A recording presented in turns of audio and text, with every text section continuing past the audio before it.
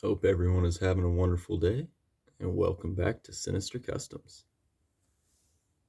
Today, got a pile of parts. These are not really any new parts. These are all parts you guys have probably already seen in different builds. The frame is from the Sinister C10. The motor there, the Surpass, is from the Sinister Stagecoach. The Tegu and the 5-channel receiver are from the Monster Truck. And some random other things. Those are from the Sinister C10 as well. But yeah, let's kind of go over what parts we have here and what we're going to be doing with them. But first, let's get into what this build is all about. It is for the Micro LCG King build-off that J-Team's RC started to find out who will be crowned the low center of gravity king. So let's get this build started. Alright, now that you know about the build-off, let's see what parts we're going to be using. Got two front axles here with modified stock servo mounts. Going to be running the 4mm extended shafts. Some brass knuckles on the front of this one.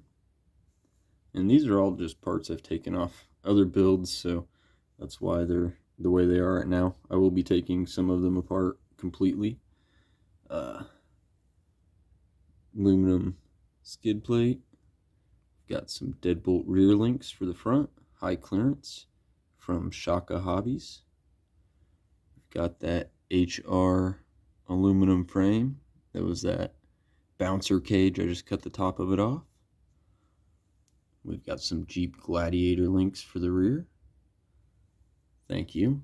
He's running the Mofo high clearance Gladiator links at the moment. Some little brass weights for the 4mm shafts. Of course, that Surpass 1400 kV. And we've got the Spectrum 5-channel to run the rear steer with. And the FuryTech Tegu. Go to 3S on that. And the mount to mount the Surpass with on the Mod 5. I don't remember what tooth that is. That's just the FuryTech, whatever gear set that is, whatever that comes with. And we've got some steel drive shafts.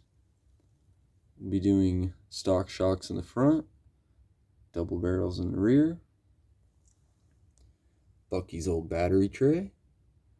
Try to get keep the battery up front. I'm actually going to reverse mount the motor. So the motor is going to be sitting more in the middle, I hope. We'll see. We'll play with some of those things. And yeah, two Savox servos. One is bigger than the other, but I'll put the bigger one up front and should be all good. Oh yeah, and tires. So I did find these. They are for Mini T. I would really like to run them, but they are an 8mm hex, and the offset is stupid. So I'll see what I can do about those, but more than likely be running the Dually Scramblers. Of course, when trying to do an incline challenge or anything like that, the more surface area you can have on the ground, the better. So the biggest, widest tires I can get. And yeah, and normally, especially doing an incline, you wouldn't want to go to a stupid big tire, especially if you have a shorter rig.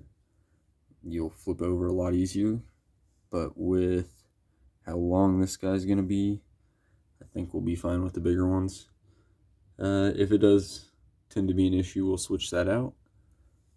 But yeah, I'm going to try to get all this together tonight and start doing some testing to see what exactly tires I'm going to be able to run, and maybe change around some shock positions, maybe some links. We'll see.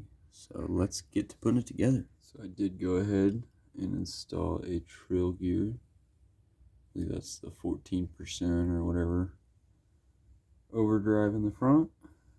Also run an HR brass diff cover. Give a little bit of an overdrive and some more weight up there.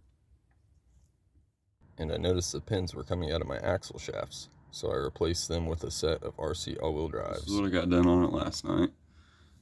Got it pretty much a roller. The wheels and tires just sitting on there for now. Just kind of see what it looked like with them on there. Definitely going to have some shock clearance issues with them on. I can run another set of spacers in there to probably get them out a little more. But we'll see on that. Probably still just end up going with the dualies there. But I like to explore my options. So I got the motor in there backwards, even though it's hard to tell which is the front and back yet.